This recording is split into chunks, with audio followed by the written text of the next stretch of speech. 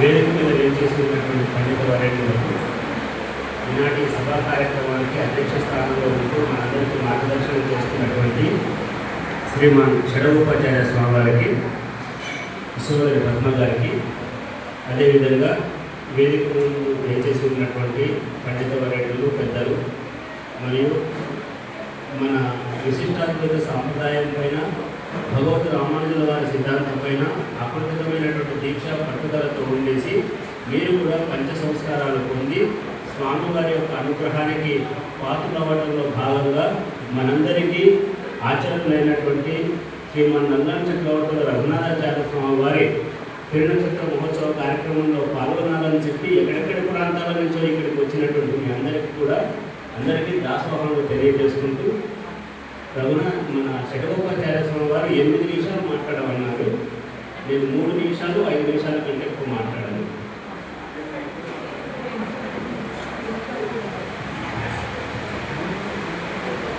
శ్రీ విశిష్టాద్వైత ఉభయవేదాంత పండిత సభలను ఖమ్మంలో నిర్వహిస్తున్నటువంటి సందర్భంలో మొట్టమొదటిసారి నిర్వహించినప్పుడు శ్రీవాణి ఉదయవంత స్వామి వారిని సభాధ్యక్ష స్థానంలో ఉండాలని చెప్పారు.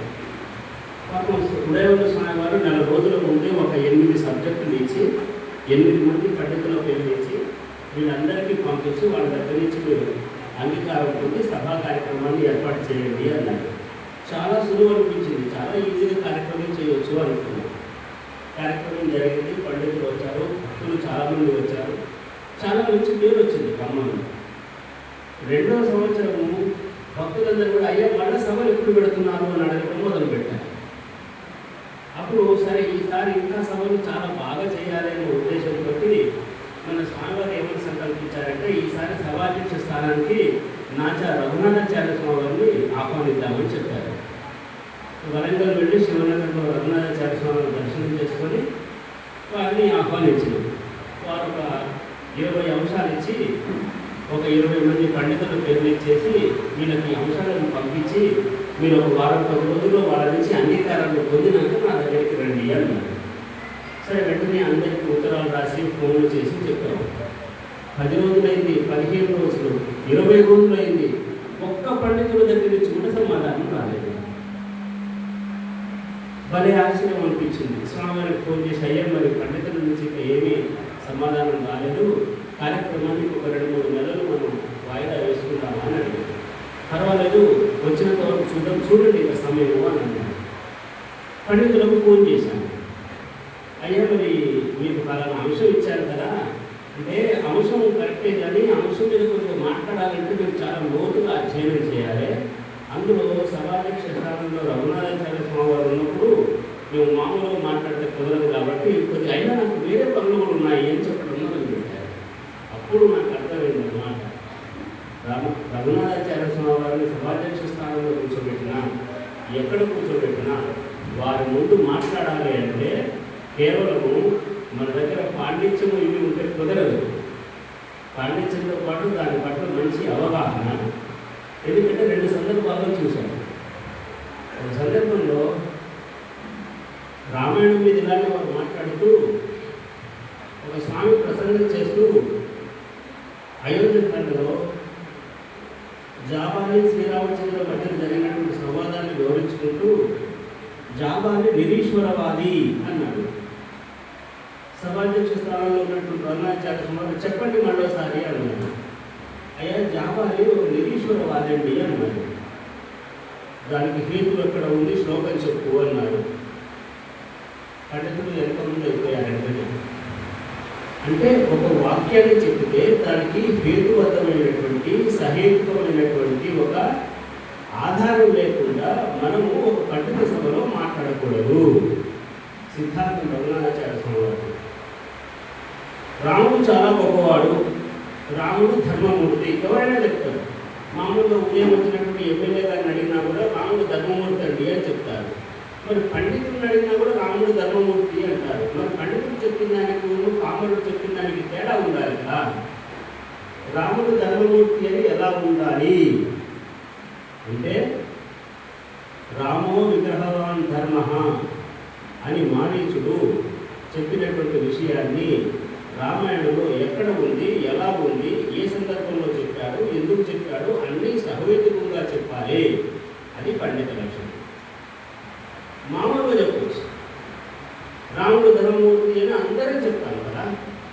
అలా కాదు.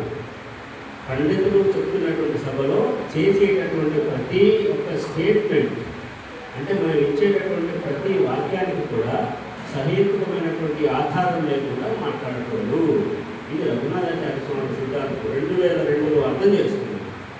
అందుకే వారి ముందు ఎప్పుడు మాట్లాడాలన్నప్పుడు ఏమీ ఉండదు. మాట్లాడటం అయిపోయిన తర్వాత ఒకరోజు తిరిగి వచ్చినాక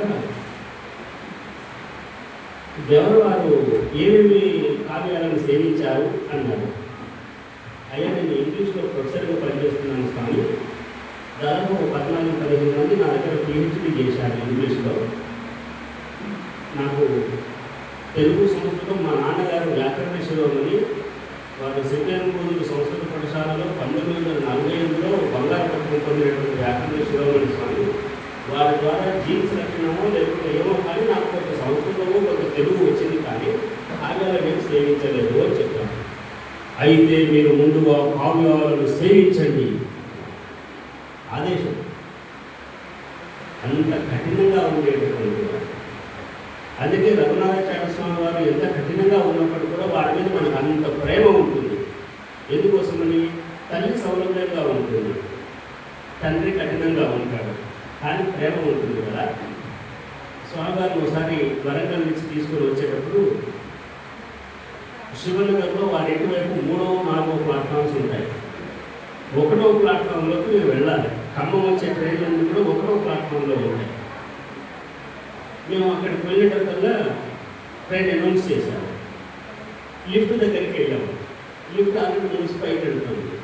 స్వామి లిఫ్ట్ పోయింది కదా, 10 నిమిషం ఆగుగా ఉండండి అంటే కాలేదు రండి అని చెప్పేసి మెట్ల నుంచి కట్టకట్టకట్ట పైకి ఎక్కిపోయారు.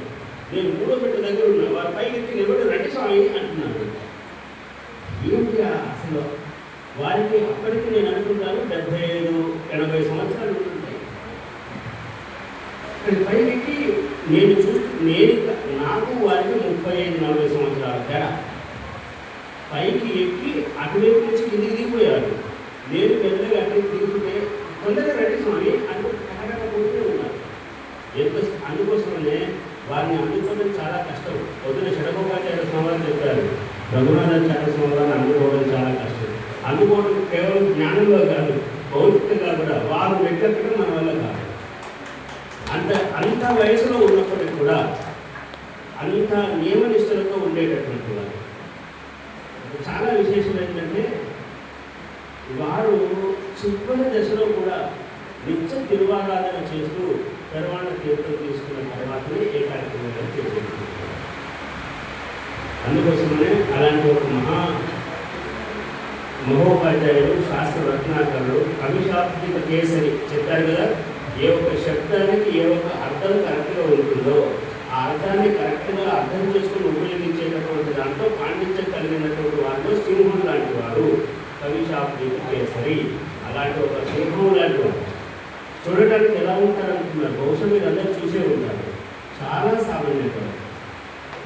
ఒకసారి వారితో ప్రయాణం చేసుకుంటూ వెళ్తుంటేను విజయవాడ రైల్వే స్టేషన్లో మేము దిగాము. దండలో 2 టీసీలు 2 కోట్లకు వచ్చి వారికి దండం పెడుతున్నారు. శాస్త్రంగా దండ ప్రణామం చేస్తున్నారు. ఆశ్చర్యపోయాము. ఇదేంటి స్వామి, విజయవాడు ఎక్కడి వరంగల్, ఎక్కడి విజయవాడ, వీరెడ్డు ఖర్చులు వీరికి అని వారు శాస్త్రంగా దండ ప్రణామం చేసి ఇక లేవట్టి అలానే పడుకుంటున్నారు. ఇక లే అన్నారు. వారు ఏది ఆదేశించినా కూడా చాలా కఠినంగా ఉంటుంది. ఇక లే అన్నారు. లేచారు. స్వామి మీ అనుగ్రహం వల్ల నాకు ఈ ఉద్యోగం వచ్చింది, మొన్నదాకా మంచిర్యాలలో పనిచేసి ఇక్కడ ట్రాన్స్ఫర్ వచ్చాను స్వామి అని చెప్పారు. చాలా సంతోషం. ఎక్కడ పని చేసినా బుద్ధిగా పనిచేసి ధర్మంగా నీ యొక్క కార్యక్రమాన్ని నిర్వర్తించు అని చెప్పి వెళ్ళిపోయారు. అంతే. అక్కడి నుంచి వారు ఎవరు ఏమిటో వారికి తెలియలేదు. ఇలాంటి ఒక గొప్ప మహానుభావులను వారి దినచర్య సందర్భంగా స్వతహాగా రామాయణంలో ఏదైనా అంశం గురించి మాట్లాడాలనుకున్నాను, కానీ మా సభాధ్యక్షులు వారు 8 నిమిషాలు అన్నారు కాబట్టి 5 నిమిషాలను ముగించేసి రఘునాథాచార్య స్వామి వారికి నాకు ఉండేటటువంటి సంబంధాన్ని మాత్రమే చెప్తున్నాను. చాలా సంతోషం. ఈ అవకాశం ఇచ్చినందుకు చాలా డాక్టర్ మోహనాచార్య గారు భక్తాపురం పత్రిక సంపాదకులుగా ఉన్నారు. ఎవరైతే జీఎస్వామి గారులకు సన్నిహితంగా ఉంటూ వారి యొక్క ఆదేశాలను పాటిస్తూ సంప్రదాయ సేవలు ఉన్నారో వారందరికీ పురస్కారాలు అనుకున్నాం. గోవిందప్రియ సంపాదకుల వారికి, మన భక్తామృతం పత్రిక సంపాదకుల వారికి మోహనాచార్య గారికి, భక్తి నివేదన సంపాదకులు అజయ్ శ్రీనివాస్ గారికి, కరీంనగర్లో ఒక శ్రీ సన్నిధానం అనే మంచి పత్రిక మహానుభావులు భాగవహిస్తున్న వారికి, ఈ నలుగురు సంపాదకులకు కూడా మనం పురస్కార సమర్పణ అనుకున్నాం. ఇదంతా జూన్, జూలై, ఆగస్టులో అన్ని కార్యక్రమాలు అన్ని అనుకూలంగా వైభవంగా సాగితాయి. ఇప్పుడు ఇవాటి కార్యక్రమం చాలా మందికి చాలా ప్రాంతాల్లో కనువిప్పు కలిగిస్తుంది ఒక నమ్మకం, విశ్వాసం నిజంగా అద్భుతంగా జరిగింది. ఎల్లుండి కార్యక్రమం కూడా అద్భుతంగా జరుగుతుంది. 28, 29 కూడా అద్భుతంగా జరుగుతుంది. కొండ మీద ఉన్న ఆయన శక్తివంతులే, వైకుంఠంలో ఉన్న వారు శక్తివంతులే కాబట్టి వారి శక్తే నడిపించేది కాబట్టి మనకేమీ కర్తృత్వం లేదు కాబట్టి వైభవంగా జరుగుతాయి. అలా దీనికి బహుశా విజయవాడలోనో హైదరాబాద్లోనో ఏదైనా ఉత్తర జరిగే కార్యక్రమంలో వారికి మనం పురస్కార సమర్పణ చేస్తున్నాం. అడిగి నామాన్ని రాస్తున్నాం. ఇందాక